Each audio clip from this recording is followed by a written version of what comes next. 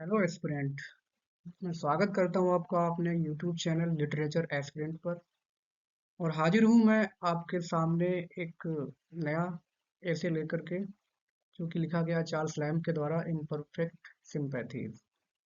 काफ़ी important topic है, कई बार इससे कुछ क्वेश्चंस एग्जाम्स में पूछे गए हैं। बात करते हैं इसकी समरी की।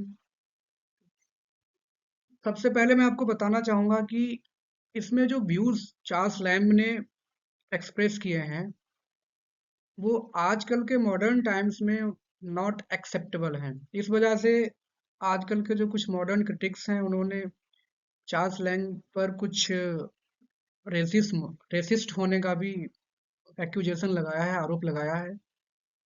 क्योंकि कुछ वर्ड्स उन्होंने इसमें इस्तेमाल किए हैं जो कि आजकल देखा जाए तो अगेंस्ट रूल्स हैं। अगर हम किसी के बारे में कहते हैं तो किसी की भावनाएं हर्ट हो सकती हैं। आजकल सिखाया जाता है कि हमें संसार के हर व्यक्ति से, चाहे वो किसी भी रेस, ओरिजिन कैसा भी हो, हमें सबका जो है सम्मान करना है। लेकिन यहाँ पर ऐसा नहीं बताया गया है। वो कहते हैं कि सिंपैथीज तो उनकी हैं, लेकिन वो सिंपैथीज जो है वो इम्परफेक्ट हैं। इसीलिए इस ऐसे का टॉपिक है इम्परफेक्ट सिंपैथीज। तो बात करते हैं फिर इनकी इम्परफेक्ट सिंपैथीज की। उनका कहना है कि कोई भी व्यक्ति किसी भी व्यक्ति के लिए परफेक्ट सिंपैथाइजर नहीं हो सकता है। शुरुआत होती है निबंध की रिलीजियो मेडिसी, जो एक ट्रीटीज है टॉमस ब्राउन की, उनके कोड के द्वारा। टॉमस ब्राउन उसमें लिखते हैं कि उन्हें दुनिया के किसी भी व्यक्ति से कोई भी प्रॉब्लम नहीं है, और वो दुनिया के हर व्यक्ति को इक्वली एक्सेप्ट करते हैं, चाहे वो किसी भी रेस, स्पीसीज, ओरिजिन का हो। चार्ल्स लैम्ब प्रैक्टिकली इस बात पे एग्री नहीं होते हैं। वो कहते हैं कि ऐसा होना प्रैक्टिकली पॉसिबल नहीं है, क्योंकि हर व्यक्ति जो है वो जमीन पे ही चलता है। कोई भी व्यक्ति आसमान में नहीं उड़ता है। और हर व्यक्ति में लाइक, डिसलाइक, टेस्ट, डिसटेस्ट, और जो भी पूर्वाग्रह है, बायसनेस है, पार्शियलिटी है, हर व्यक्ति के नेचर में समाहित है। फिर वो अपने बारे में कहने लगते हैं कि so living in this world he feels differently to different races of people. अलग अलग व्यक्तियों के लिए उनके अलग अलग विचार हैं। वो कहते हैं कि उनके खुद के प्रेफरेंसेस हैं, किनको वो पसंद करते हैं, किसको नापसंद करते हैं।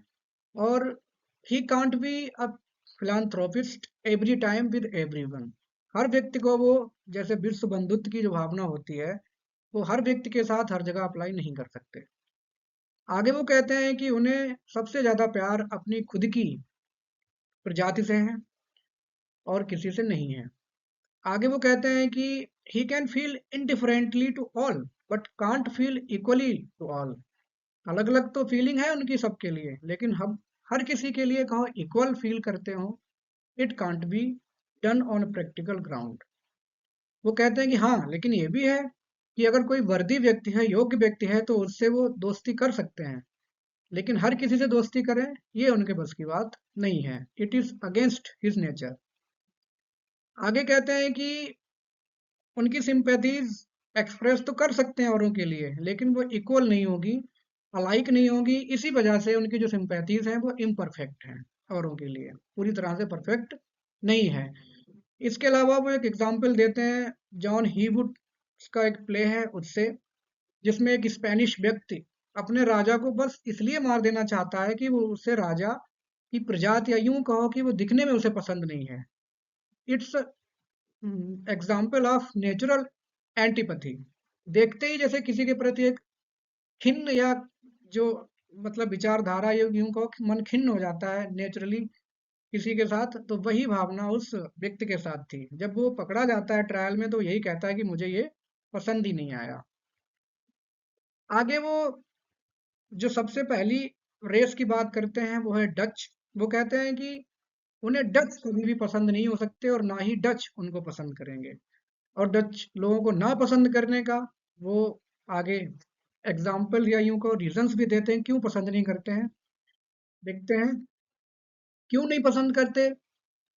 डच जो है वो बहुत ज्यादा, उनको इंटेलेक्चुअल और मेथोडिकल लगते हैं।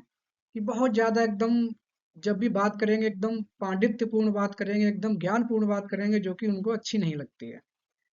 आगे वो कहते हैं कि जब वो बात करते हैं तो अपने बहुत ही लेस वर्ड्स यूज़ करते हैं और इस बात पर जोर नहीं देते हैं कि सामने वाला उनको किस तरह से समझता है। उनको बात करनी भी चाहिए तो पूरी तरह से बात करनी चाहिए जो कि डच लोग नहीं करते हैं। लैम्ब को ये उनका ये स्टाइल पसंद नहीं आता। इसके अलावा वो बहुत चालाक रहते हैं। They never share their secrets with anyone. Moreover they glorify their discoveries. जो भी उनके देश में कोई खोज हुई है, डिस्कवरीज हुई हैं, उनको बहुत ज़्यादा ग्लोरीफाई करते हैं और बिना इस बात को जाने की भी डिस्कवरी सब पर एप्लीकेबल है, बाकी मानव जात के लिए उसका फ़ायदा है कि नहीं है, बस उसको ग्लोरीफाई करते हैं कि देखो हमने ये बनाया, हमने वो बनाया। आगे वो कहते हैं कि डच जो है वो कभी भी अपने विचारों को खुल के नहीं बोलते, किसी से नहीं कहते। तो इसलिए लैम्ब जो है उनकी अंडरस्टैंडिंग का मजाक बना रहे हैं। वो आगे ये भी कहते हैं कि डच जो प्रोवर्ब्स इस्तेमाल करते हैं वो गलत तरीके से इस्तेमाल करते हैं। जैसे आजकल जो मजाक में लोग कहते हैं कि बंदर क्या जाने आंगन टेढ़ा, ये दो कहावतों का एक मतलब मिलाकर बना दिया गया है रॉन्ग प्रोवर्ब। सही कहावत आप लोग जानते ही हैं, नाच ना आवे आंगन टेढ़ा और बंदर जानता है अदरक का स्वाद। लेकिन आजकल लोग मजाक में कह देते हैं कि बंदर क्या जाने आंगन टेढ़ा। उसी हिसाब से जो प्रोवर्ब इस्तेमाल करते हैं डच लोग, तो वो उनकी जैसे उन्होंने एक एग्जाम्पल दिया है अपने ऐसे में हेल्दी बुक। वो कहते हैं कि बुक जो है वो हेल्दी कैसे हो सकती है। बुक जो है वो नॉलेजफुल हो सकती है, इंटरेस्टिंग हो सकती है, हेल्दी जो टर्म है वो बुक के लिए अप्लाई नहीं होता है। तो इसी हिसाब से वो उनके बोलने का तरीका, उनकी अंडरस्टैंडिंग, बाकी जो उनके शब्दों का जो चयन है उस पर वो सेटराइज करते हैं, मजाक बना रहे हैं लैम्ब। आगे वो कहते हैं कि ये तो बात रही थी डच की, अब बात होती है ज्यूस की। तो वो ज्यूस को भी काफी जिद्दी और नैरो माइंडेड बोलते हैं। वैसे ज्यूस काफी इंटेलेक्चुअल होते हैं लेकिन विचारधारा उनकी नैरो माइंडेड या सेल्फिश टाइप की चार्ल्स लैम्ब को लगती है। ये उनके विचार खुद के हैं, जो भी उन्होंने एक्सपीरियंसेस किया होगा उस समय। आजकल हालांकि ये चीजें एक्सेप्टेबल नहीं हो रही हैं। आजकल हम ग्लोबली एक्सेप्टेंस की बात करते हैं। आगे वो कहते हैं कि he is unable to give up his old prejudice against Jews. जो पुराना जो एक विरोध चला आ रहा है क्रिश्चियन और ज्यूज का, उसको वो छोड़ नहीं पा रहे हैं। जैसे आपने अगर इतिहास पढ़ा होगा तो हिटलर काफी ज्यूज से नफरत किया करता था सिर्फ और सिर्फ उनकी जात की वजह से। He says that he can't forget centuries old enmity, hate, feeling of revenge between their fathers. मतलब ज्यूज और क्रिश्चियंस के जो पूर्वज रहे हैं उनके बीच में तमाम सिद्धांतों को लेकर के झगड़े फसाद होते रहे हैं, जिसकी वजह से एक कॉमन जो एनमिटी है, हेट है, वो की डेवलप होती गई है। तो इसी वजह से Lamb boldly confesses that he doesn't like modern mix up of Christian and Jews. जो आजकल एक चलता आ रहा है कि भाई जैसे हम लोग अपने इंडिया में कहते हैं कि भाई सभी लोग हिंदू मुस्लिम सिख ईसाई सब भाई भाई हैं, तो यूरोपियन कंट्रीज में भी चल रहा है कि कोई नहीं भाई, Christian and Jews are all alike brothers. तो इस कॉन्सेप्ट को उस समय चार्ल्स लैम्ब को समझ नहीं आया था। वो कहते हैं कि ये बहुत ही ज्यादा एक हिपोक्रेसी, मतलब ढोंग है दोनों तरफ से, सिर्फ ज्यूज की तरफ से ही नहीं है, क्रिश्चियन की तरफ से भी है। क्योंकि खूब पता है कि दोनों एक दूसरे से इंटरनली जो है नफरत करते हैं, उनकी जो सिंपैथीज हैं वो इम्परफेक्ट हैं। क्यों? क्योंकि उनकी नेचुरल स्पिरिट्स जो हैं वो सेपरेट हैं। वो नहीं चाहते कि एक दूसरे को कभी पसंद करेंगे। Lamb calls juice very shrewd, बहुत चालाक बताते हैं। वो ये भी कहते हैं कि ज्यूस जो है कभी भी मूर्खतापूर्ण बातें नहीं करते हैं, वो हमेशा टू द पॉइंट बात करते हैं। इसमें हालांकि गलत नहीं है, लेकिन लैम्ब के अपने विचारधारा रही है जो उनको ये पसंद नहीं आ रहा। आगे वो फिर से एक मजाकिया अंदाज में कहते हैं कि उन्होंने कभी नहीं सुना कि ज्यूस के लोगों में कोई मूर्ख पैदा हुआ हो। जितने भी ज्यूस मिले उनको सब समझदार, चालाक, तेज तर्रार दिखे हैं। अगली जो जाति है जिसको लैम्ब पसंद नहीं कर रहे हैं वो है नीग्रो। अब इस नीग्रो टर्म को ही लेते हैं। आजकल नीग्रो अगर किसी से बोला जाता है यूरोपियन कंट्रीज में, टर्म जो है एक तरह से बैन है, या यूं कहिए कि अगेंस्ट जो लिटरेरी वर्ल्ड है, या यूं पढ़े लिखे लोगों के मुंह से ये शब्द सुनने को नहीं मिलेगा, क्योंकि ये एक डेरोगेटरी टर्म है जिसमें दूसरे की जो है मजाक या कि उनको अपमान किया जाता है। He says that he feels a little bit of sympathy for the black, but he can't allow any black to share his meal or bed. वो कहते हैं ठीक है, कभी कभी मुझे कुछ सुंदर चेहरे भी दिखते हैं, ब्लैक्स के अंदर कुछ सज्जनता या अच्छी आदतें भी दिखती हैं, लेकिन चाहे कुछ भी हो, I can't allow any black to share food with me. उनके साथ बैठ के मैं खा नहीं सकता। तो यहाँ पर भी लैम्ब का एक नैरो माइंडेड या जो रेसिस्ट आउटलुक है वो दिखाई देता है। लास्ट में ब्लैक के बारे में ही वो बोलते हैं कि उनकी हैबिट्स नो डाउट अच्छी हैं किसी किसी की, लेकिन मुझे वो पसंद नहीं है, मेरे लिए वो इनटॉलरेबल चीजें हैं। आगे वो बात करते हैं क्वैकर की। क्वैकर एक्चुअली ये कोई जाति नहीं है, ये एक सेक्ट है, रिलीजियस सेक्ट है लोगों का, जैसे जो क्रिश्चियनिटी से थोड़ा डिफरेंट थे। उन्होंने कहा कि हम पूजा पाठ या चर्च में जाने टाइप हमें भरोसा नहीं है, उसके खिलाफ एक नया सेक्ट बन गया था। तो लैम्ब जो है वो कहते हैं कि ठीक है, उनकी विचारधारा, उनकी वर्शिप, वेज ऑफ लिविंग, बहुत सोफिस्टिकेटेड लाइफ जीते हैं क्वैकर्स, मुझे पसंद है। और उनकी तारीफ भी करते हैं, लेकिन फिर भी तारीफ करने के बाद कहते हैं कि कुछ भी हो, उन्हें बर्दाश्त करना थोड़ा मुश्किल है।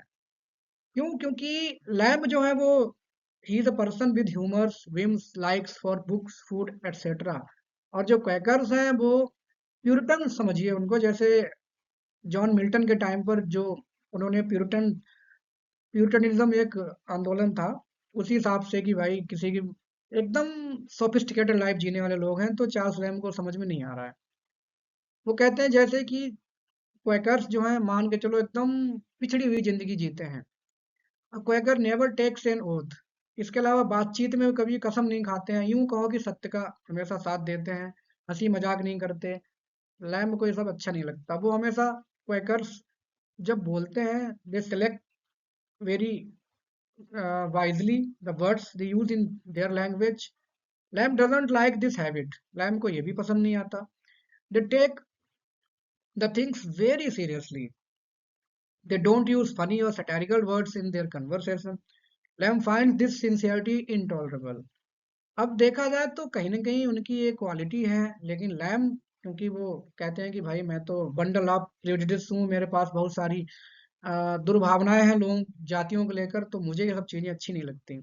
आगे वो अपना निबंध जब खत्म करते हैं तो एग्जाम्पल देते हैं क्वैकर्स लोगों का, जिनको किसी ने रेस्टोरेंट पे जो मालकिन होती है वो उनको खूब अच्छे से ठगती है, ज़्यादा पैसे लेती है खाने के।